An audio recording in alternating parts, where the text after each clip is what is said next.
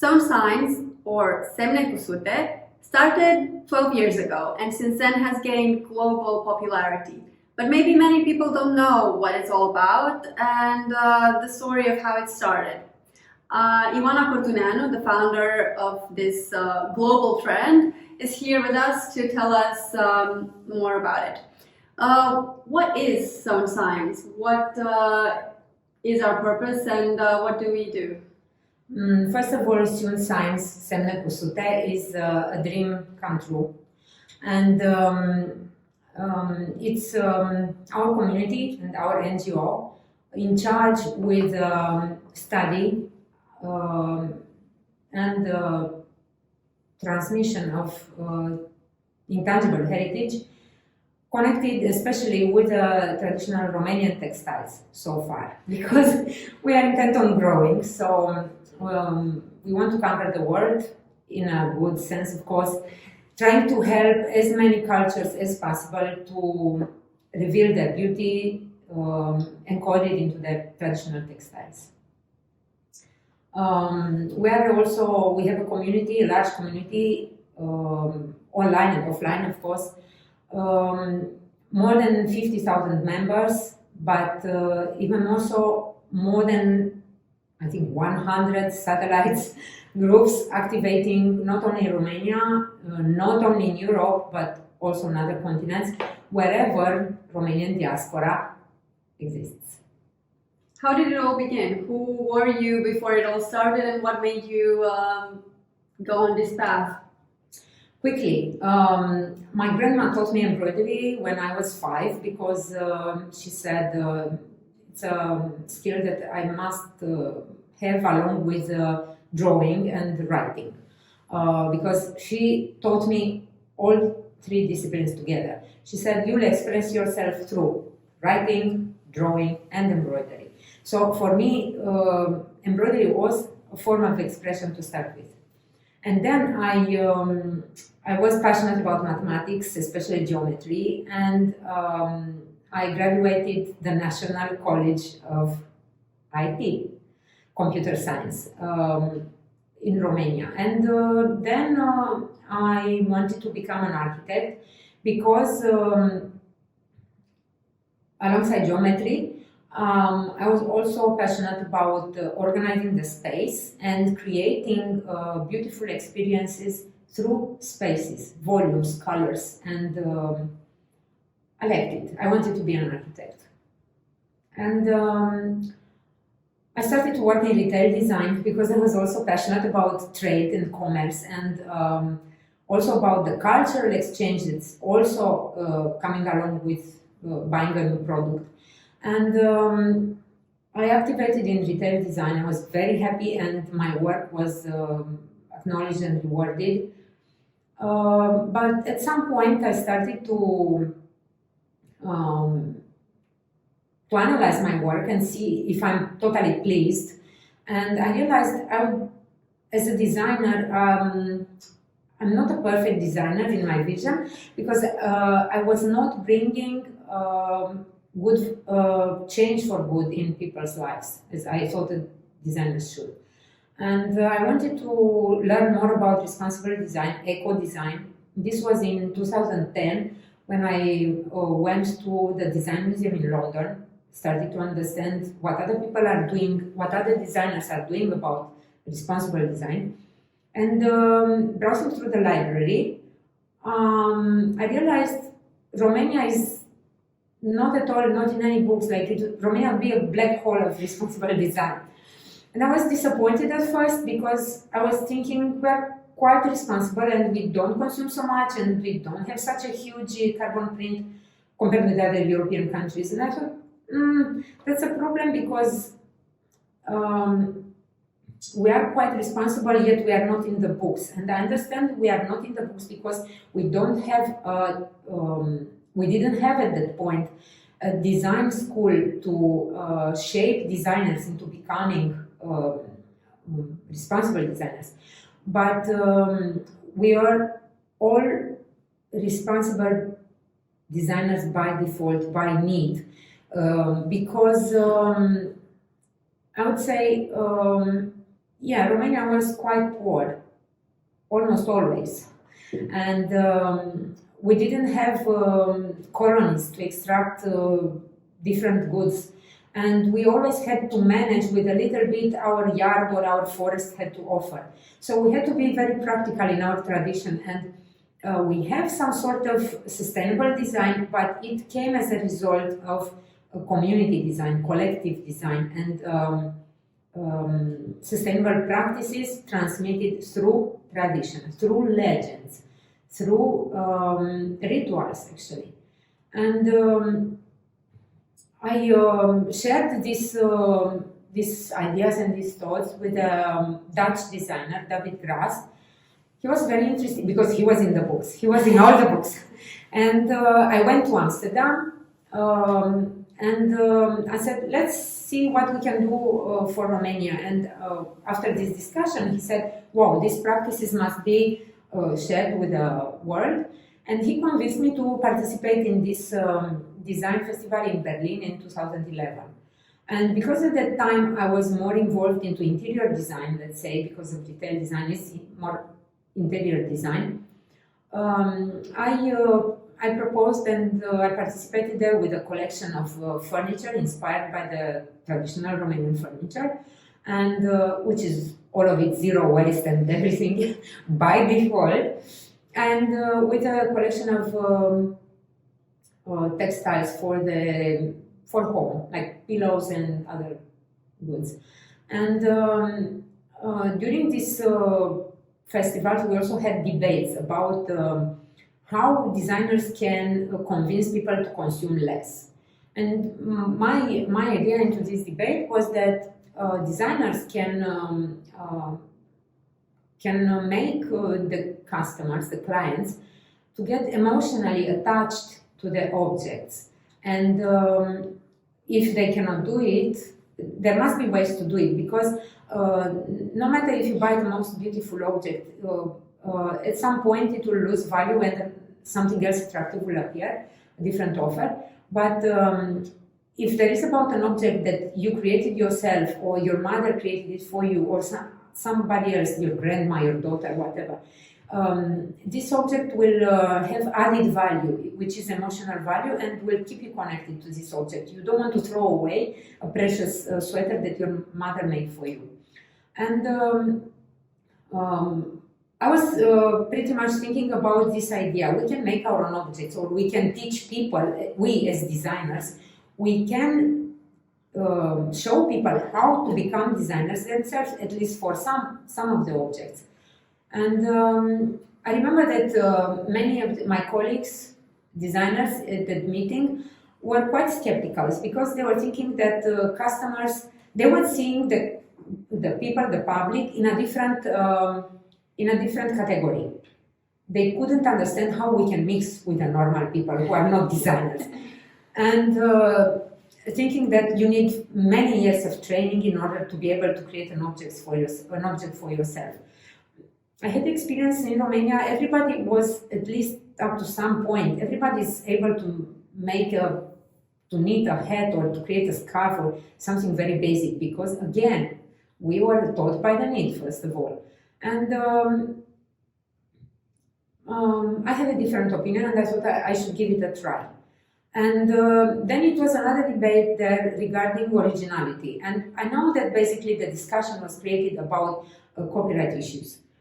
But in that moment, I wanted to bring this idea that creating a copy of an object is not necessarily bad. We do not need to be original with any price, while throwing away perfectly good ideas only because they belong to somebody else. We can ask permission to copy them, or we can, if they don't exactly have a specific author, we can continue to reproduce them. And this is the way tradition is transmitted, by admiration, by copy, by replicas. And indeed, there is a certain amount of originality, but nobody's upset if you copy just to pass the tradition and the good practices. I mean, good ideas need to be copied, I think, for a better good eventually. And I left home But also I remember I had the encouragement from a Polish designer and curator, Agnieszka Jakobson, because she said it's going to be a trend regarding traditional practices, and if you can do something for Romania, do it, because there is no other institution in your country to do it better. I said fine, and then I returned home not knowing exactly what objects shall we create. On the other hand, I was following magazines, trying to catch up and be updated regarding all the changes and the trends in retail design itself, because it was my profession. And I could read about this trend in which brands and branding companies were encouraged to give the clients the impression that they are involved into production of objects. And I was reading this article wondering, why not really give them the possibility to make the object, why just pretend that we care about them? We can really get them involved. And the only issue was to find this ideal object that people will embrace and will start making. And I realized that objects like furniture or carpets or pillows, yeah, they are nice to make and have, but they are not enough because you cannot communicate them. They will always be part of your home.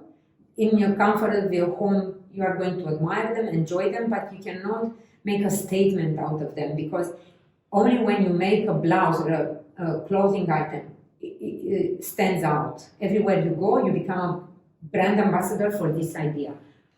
And then, of course, I turned my attention to the, not to mention the methods of creating these objects, because to create such a blouse like you are wearing, a traditional Romanian blouse, you only need some square pieces of fabric, a needle and a thread, and the scissors. And you can take it with you and you can work it from anywhere. You don't need a special atelier or other tools for manufacturing it.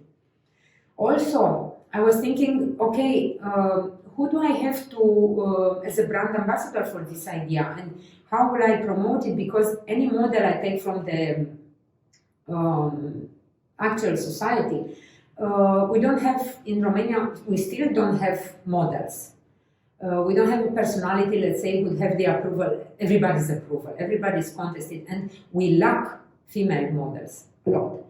And so I thought, why not find something that's powerful and stronger and nobody can attack, into press or into the ancestry.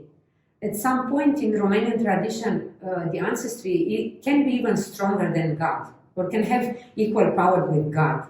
And ancestry is something you cannot take easily. And so I appealed to these facts that I knew about us, about the way we worship our ancestors still. And I chose the object, like a locomotive, for this idea of creating your own object and return to the sustainable practices from before. I chose the traditional Romanian blouse, cămașa cu altița, because it was also used by fashion labels before. It was used by Queen Mary of Romania and Queen Elizabeth before her. So it would not have been the first time. It would have been a renaissance of a renaissance. I was just bringing to the present an object that was already popular in the past. And I thought it was going to be very easy, since I did embroidery already for 30 years. I thought this is going to be very easy. All my mission is to create an archive of patterns and to explain that these patterns have a meaning and you can express yourself through symbols, simply embroidering these symbols on your blouse. And then everybody is going to be able to appreciate your effort, your personality, and your skills. I started to create this blog, an archive of patterns, and where I put 2,000 patterns, only to realize that I'm among the few people left who actually know embroidery, because I didn't put the needle aside. My grandma taught me when I was young, and I continued to embroider little nothings in the meantime. And at some point I realized that more and more people want to have such a blouse with a message. The simple blouse, mass-produced blouses, cheap mass-produced blouses are not enough for them anymore. Not all of them want to wear vintage old shirts, let's say. So there is a big need, a critical mass was reached, and I realized if I don't give them a solution, they will fall in the other part, they will get frustrated and they will give up to the idea. And I realized we have to create a support group on Facebook because at the point Facebook offered this possibility to have a social platform as an interactive social platform. It was the idea of Facebook group where everybody can post. It was not a monologue where you post and everybody is commenting. Everybody can interact, can bring input and can post and share the experience. I created such a group, Semne Cusute, in acțiune, in action, hoping that at some point we are going to be 100 ladies doing this mission to recreate Romanian blouses, hoping that at some point in the future we are going to be 300. And I remember I was thinking at this point of 300 because I thought, yes, tradition will die anyway at some point eventually, but 300 is enough to make history. And I always took this as a standard remembering of Leonidas and his fighters in Sparta. They died, all of them, anyway, but they created a legend that still exists. And I was thinking, we are going to be 300, we are going to make blouses, at least the legend will carry on, and maybe somewhere in the future, some other ladies will want to continue this thread and continue embroidering. And how many members are there today? More than 51,200 something, and they are adding up as we speak. And there are, for sure, this is out of control for a very long time because so many other groups were created, and I don't even know how many groups exist. Practically at least 5 in each county, and we have 40 counties, and there are embroidery groups in each important capital in Europe, where you have big Romanian diaspora, and there are Romanians embroidering in Canada, in Japan, South Korea, in America, in United States. And it's safe to say we're well past 300 members. Yes, yes, it's true. How has this community helped move on, evolve this idea of making your own, and how is it interacting in such a large community? First of all, I think many of the persons who joined us, women or men, because we have men who practice embroidery also. First of all, they were very happy to find a hobby, a pleasant hobby, a hobby to fit us. Because let's be honest, Romanian ladies up to a certain time, they didn't have time, resources to indulge themselves having a hobby, actually. So many of us, we had 2 or 3 jobs at the point in order to have income. In the past few years, our economy growing, more and more we can afford to have free time and dedicate it to ourselves, to go to gym, to go to spa, to go on short trips, or to take a hobby. And I think embroidery is the most Romanian hobbies of all, because comparing Romanian embroidery with any other in the world stands out by the small and help me with the word, very small count, and we have 81 counts per centimeter, so it's very dense. Very dense. It's very small and very fine. So we really take our time to make this embroidery, and we do extra embroidery, and we can embroider everything. What I think also helps is how portable the craft is. Like you've mentioned earlier, I made this shirt on vacation. I was at the mountains, at the seaside, on a city break. I was on the plane, on the train, and I was able to embroider because you don't really need a lot of tools or a lot of other like supports to keep your fabric taut. You can just do it in your hand. You need very little things. You only need the mood, and you get Yeah. in the mood as you start embroidering, you can't stop. And then I think another important issue was for the ladies in diaspora, because obviously they left, and I doubt many of them left happily Romania. And I think also some of them are still thinking of coming back. Some of them are still in denial. They think at some point they will return to Romania.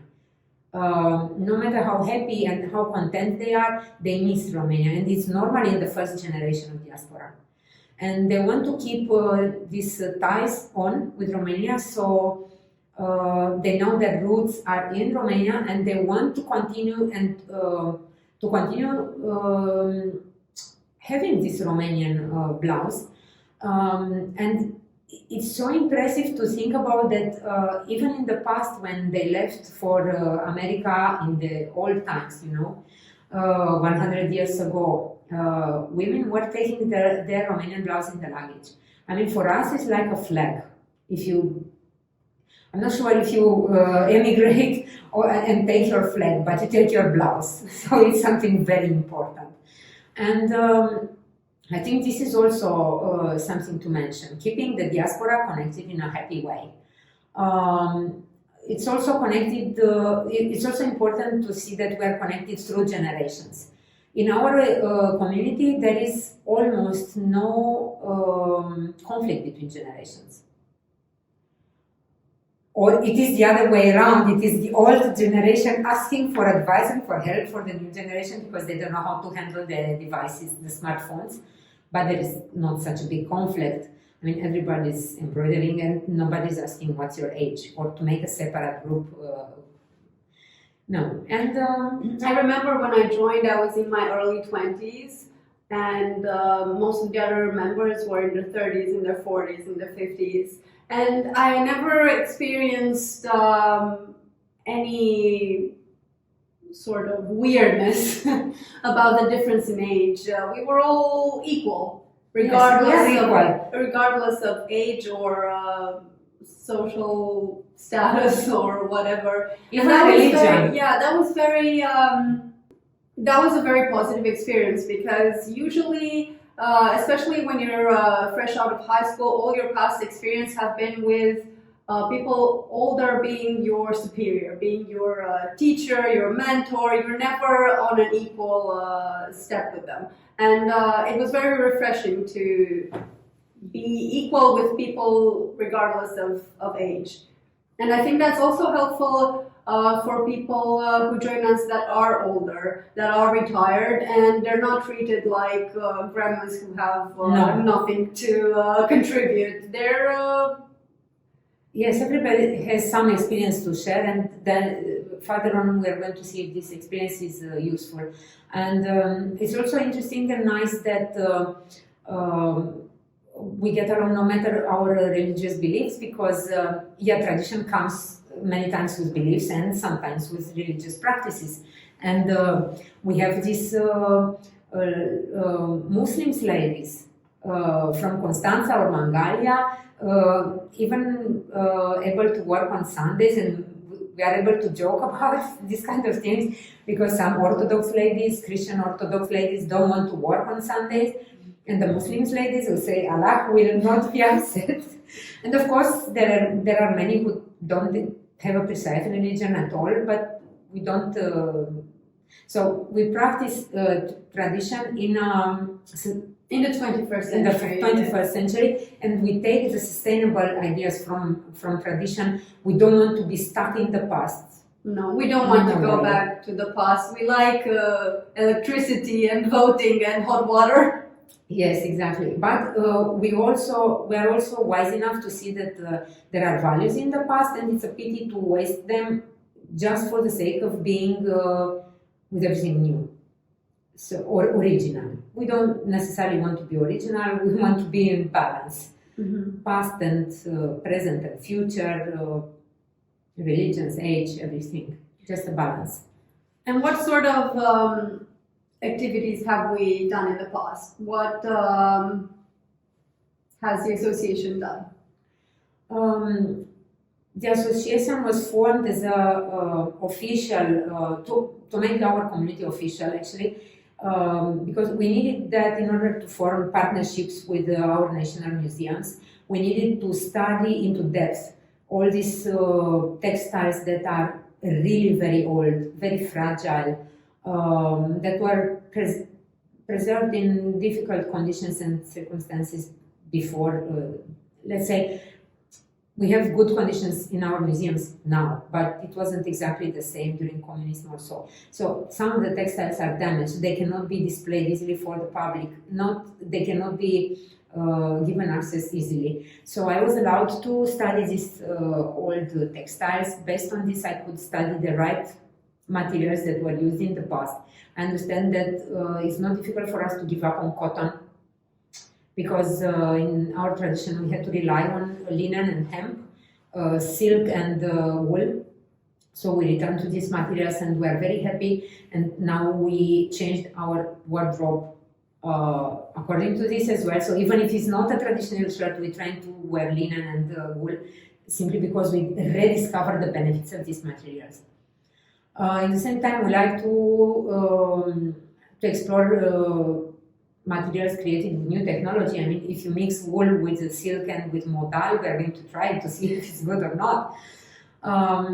So lots of good ideas came out from these studies, but very important is to diversify the patterns, the archive of patterns, because in this moment they're not enough. We are too many of us, and everybody wants to be original, and everybody wants to have something a little bit new, and we will find something old, new, blue in the deposits of the museums. Also, in the same time, museums allowed us to display our best works into their rooms, and sometimes even comparing the old pieces with the new replicas that we've created, just to prove that the ideal past is not totally demolished, and yes, today we can make embroidery as good as in the past. So it's not like the new generation is good for nothing. No, it's we can not do a it. lost art. No, we can do it, and we also need this association because we need to unite forces and to be able to take part in exchange, in cultural exchanges all across Europe. We became part of Europa Nostra in a few years ago, I don't remember, and actually very soon after we have been awarded with the Europa Nostra Awards, a very prestigious award regarding education, training and skills, because of the amount of change we brought through education, democratic knowledge shared democratically and to the general public. And it was also important because we had so many things to prepare for the UNESCO file. We submitted this file in 2021, and it was inscribed in UNESCO in 2022. Romanian traditional shirt with altița, with a special shoulder, let's say. It was inscribed on the intangible list. And then to continue exchanging experience with other cultures, other European cultures, because we've been invited to be part of Tracks4Crafts, a project initiated by the University of Antwerp. And we are a pilot project there because we are going to recreate in a better way this idea of discovering and bringing value to a craft that was in decline, which is lace. And without having this form of association, we are not able, just as a community, we are not able to receive support to administrate our resources. So we need it to be. We'll continue with the education in this idea. that we want to diversify our subjects and to address to other cultures, and also to study embroidery of other countries as well, not only from Europe, but from cultures that through traditions, at least Romania was connected. And we can go as far as Uzbekistan and India, thanks to the Ottoman Empire, guys. Thank you. Another European Union, let's say we've been in the Ottoman Union before. And we had a lot of cultural exchange, and not only we changed luxury goods, spices, coffee. We had coffees 500 years ago, coffee shops in Bucharest, and silks and spices, cinnamon. Through the Silk Road. Through the Silk Road, because Bucharest was a hub on the Silk Road. This is why Bucharest, many people visit Bucharest and they say, it doesn't look like the European capital. No, because originally Bucharest was a hub on a Silk Road. There is more similarity between Bucharest and Tashkent, or other cities on Shymkent, other cities on the Silk Road. So that's why Bucharest doesn't look like a central European capital, because it has a different history, and Romania has a lot of nice goodies to bring to this European party, because we have them not through cultural appropriation. We didn't stole anything from anybody. It was a normal cultural exchange we had through our history. So now we bring it to the European table and said we have Turkish delights. Can you tell me more about the Tracks4Crafts project, what its aims are, and how we will achieve them? Yes, I'm quite anxious, and I was anxious from start, because it's our first time when we participate in such a project. When the invitation came, it was actually a few days after the war in Ukraine had started. And in that moment, in Bucharest, at least, we are 200 kilometers away from Crimea. Let's look on a map where we are. So when the invitation came, I was like, okay, we'd like to join. It's honoring us, but we are not sure if the world is going to expand and what we're supposed to flee into the mountains as we did for centuries, or because we have hundreds of years of experience what the Russian invasion means. Hundreds of years, 300 years. And we didn't know if we are going to be able to fulfill our duties in this project. So I started to think quickly, what can I suggest to be practical and reliable in any circumstances. And I realized that lace is a subject that we can do, because lace, Romanian lace, was never documented in Romania and was not properly documented in Eastern Europe, because lace is something that doesn't require much value to start with. It's just a thread. But it's a lot of added value, because through meticulous work and imagination, you can create masterpieces, breathtaking masterpieces that can value thousands of euro from a thread. So I thought, okay, if the war will start or will expand or not, we will definitely have an economic crisis in Europe, and we don't know if our factories will stop producing fabric, or if the fabric is going to be produced for bandages or for purposes. I don't know if our factories will start to produce guns or bullets, but we will have threats. And we are going to make lace, because I noticed that in economic crisis, even in the Victorian age, lace was an item that was always handy. And also, lace is something that unites Europe, because almost every country has developed a certain technique. There is Irish lace, Belgian lace, French lace, Italian, Greek, Romanian. Poland has, they have their own lace included in UNESCO. Slovakia has their own, no, Slovenia. Slovenia, sorry, has their own lace included in UNESCO also. So I thought there is a subject that can connect several cultures across Europe. And also it is important to know that exactly like the Romanian language, Romanian lace remained isolated from the other Western types of lace. Exactly like the language, we have the Latin language that evolved differently, not influenced by the trends in the Western Europe. So on the territory of Romania, we still have in use ancient lace techniques used in the other countries 400 or 500 years ago, and we are not even aware. I am aware, you are aware, but not everybody is aware that what we have is precious because we take it for granted.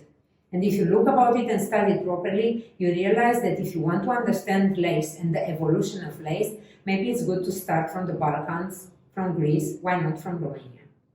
So in the end, we want to create a sampler after creating classes, courses that they are going to be available online in our YouTube channel and easy to find on our website, semnecusute.com. Thanks to this European project, they are going to be for free for the public because we have funds for this, to do this. So thanks European Union for this. In the end, we are going to have samplers to showcase our progress and to document this further on, because we notice based on experience that books are not enough, texts are not enough, photos, images are not enough, but our present technology allows us to document everything in digital archives and complete text and photos with explanations, with video tutorials. And we want to take advantage of this and spread the knowledge further. That sounds really exciting. So if people... For me as well, you know, because I proposed this and I'm not knowing it more than 20% of the... I'm a beginner at this level, so I'm going to learn also in the meanwhile. That's the beauty of our community, I think, that we all learn together. There's not one person who knows everything. We all learn at the same time. Yeah, we're not master and apprentices or teacher and pupils. Yes, it's... we learn from each other. Yes, it's a circular system of learning, which is pretty different from the standard that we're used to from school. Yes, because I hated school. And so now you're making your own I think school system. Yes, I think education is also the methods for education are also very different because people are very different and not everybody has the same way of learning or sharing the information. And there must be something for all. If the educational system that we have is not performing, it's because it's not addressing to the students as human beings. Mm-hmm. And if somebody is discovering us now for the first time, how can they learn more about us? Basically, the semnecusute.com, our basic website, will redirect them into the platforms where can they find the designs, traditional designs, where they find the tutorials, where they find the community, but simply just Google us. Semne Cusute will offer you, and the first results are not paid. The first results is us, because we have many supporters and many people browsing. We don't need to pay for advertising. No, on the other hand, Google realized the importance of our actions and offered us this important partnership that so far we didn't make it as fruitful as we should have done. We have to address this issue. But Google Arts for Culture offered us a space, like a virtual museum, to display our work and our exhibitions online. So Google is our friend and our partner and our support. And what kind of stories can people find on our website? First of all, maybe they want to start with the Sewn Signs. Why I chose this idea of Sewn Signs? Because exactly like some ancient emoticons, these visual symbols, they carry messages. Not standard messages like the emoticons in our phones today, But this is why I wrote the stories, and the stories are adapted to nowadays. And learning how to read and write traditional textiles brings you a big chunk of knowledge. If you think about that, the women in the past were not literate in what we consider now somebody to be literate. They were emancipated in a different way, let's say. They didn't go to school, but they were learning in the village, and their form of expression, their personal diary or their book of knowledge to pass down from generation to generation was on the blouse. Because imagine the situation, if you have a house that is half underground, very sustainable but very poor, and if a raid of Mongols or Tatars or Russians is coming to attack you and you have to run away, you can't take the book with you. You have to run away for your life. So everything important, it must be on you already, in a form of a tattoo or in a form of embroidery on your blouse. And then you can, what kind of information you can carry on your blouse, perhaps we can have another discussion about it, but let's say you can have a calendar to see which are your fertile days and how to avoid the pregnancy, or which are the medicine plants important if you have a stomachache. This is kind of information you can take on a blouse. Also, the information regarding which is your village, which is your community, just to keep you connected and recognizable for others in this world and in the other world. So it's a lot of mystery and nice stories for you to read about the Sewn Signs. There is you can quickly discover the zero waste cutting patterns, showing the spread in the country, and also how you can do it yourself very easily just with a pair of scissors. Remember that women in the past didn't even have meter. They were measuring everything by their fingers, and everything adapted to the body. Yes, very intuitive. And what testimonials? How happy we are! Of course, because we didn't have space for any frustrations here. No, everybody's happy. Our cause is that keeps us going. Education, endangered heritage, but also nature and the idea of fashion, how we can redefine it. Our projects. Europa Nostra, and why we received this prestigious award, UNESCO, Tracks4Crafts. We have some about our history as well, and more about us. And from here, yes, you can go further. How to get involved, how to become a volunteer, where to find us, our addresses, our bank accounts, how to find the other platforms, YouTube. So this is the mothership, which will connect you with all the other social platforms where we activate and where we welcome English speakers, French speakers, Italian speakers, Spanish speakers, because of our Romanian diaspora who is spread all over Europe speaking all sorts of languages. And even when one of us doesn't speak the language, Google Translate is very efficient these days. This is how we communicate with the Ukrainian ladies that activate in our group. Yes. More than 800 Ukrainian ladies share the passion for embroidery. Do you want to add anything at the end? Yes. Message for... Yes, I want to add something important at the end, but I hope we are going to speak about this more often. It's about a very important project for the future. I found a beautiful house in the village of Kirpăr, many kilometers away from any disturbance of the city, but yet with high internet speed, like almost everywhere in Romania. And I bought a house hoping to create a hub for textile knowledge and traditional textiles, and where we hope to welcome especially visitors from other countries of Europe who lost the connection with the countryside. Because speaking about sustainable practices in Amsterdam is very interesting for me, but there is another way to see these sustainable practices in a Romanian village. And there are other personalities that bought properties in Transylvania for their connection with between nature and sustainable practices that are still going on naturally.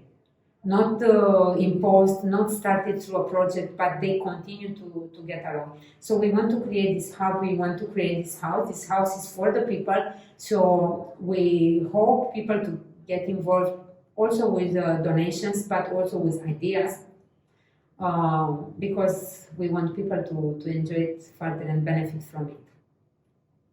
Thank you. Thank you. If you've enjoyed this video and want to hear more about our stories, you can follow us on, subscribe to our YouTube channel, and follow us on the other social media platforms. And Thank you for watching.